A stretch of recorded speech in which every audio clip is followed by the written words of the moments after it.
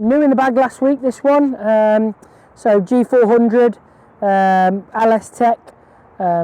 Struggled to get the G400 in last year for a few reasons. The sleeve on the hosel here was always about 1.5 degrees upright, so we struggled to hit the little fade with it. But Ping have been very grateful, very good to me, and they've just flattened this one out 1.5 degrees, and it's gone straight in the bag last week. You know, gained a good 5 or 6 yards with it, so it was a nice requirement last week to have in the bag. Fairway woods, I've got a 3 and a 5 wood, 14.5 and 17.5 degree G. Again, 3 wood. I've had these in for quite a long time. 3 wood's been in since 2 years now, and my 5 wood is just a little, you know, my little fairway finder, little chop out the rough and into try and land it a little softer into the par 5 greens. But again, both really shallow heads, really easy to get off the fairway and out of rough, so very good acquirement. It's changed shafts and everything. I've got the Rogue 125 MSI, so Tour X. And that's the same throughout the woods, really, all the same. So yeah, well, I've got a bit of a combination set. So I've got a 4 and a 5 iron in an I200.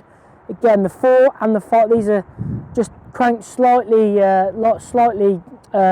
stronger for just to fill the gap in between the 5 wood and the 4 iron. So 4 iron goes sort of, you know, 225. 5 iron just comes under just about 205, 206 around there. You know, they've been pretty similar, to be fair. They've not varied a massive amount. I'd say the biggest thing that I've had is I've just gained more controllers.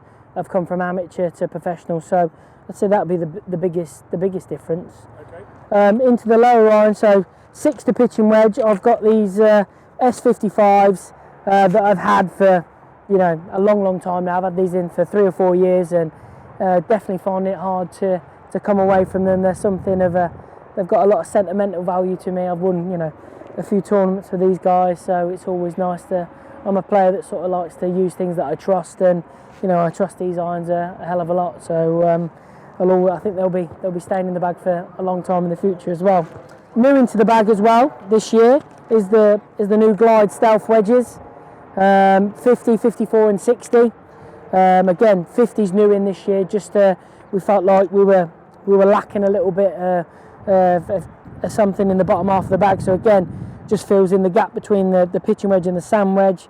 Pitching wedge goes between sort of 135 to 140, and the sand wedge was only going sort of 115 to 120, so it was quite a big gap to have. So we was trying to hit little shots for the wedges, and it just wasn't effective. So we put in the 50 comes in at like 125 to 130, so it fills that gap lovely.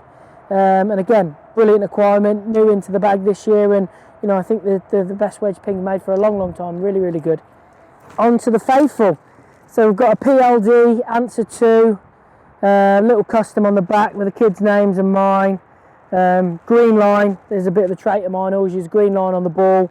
I find with the green line on the back, it's easy for me to match the lines up for some reason. I was always a guy that struggled to match white and green up for some reason, but Ping have been very good and drew me a line on there. And again, 32 inches of the best Harry Potter wand I've ever had in my life. So this one's hopefully weaving some magic on the greens this week. It's just a Golf Pride Tour sensor again, something that I've had for a long time. Again, something that I'm really comfortable with.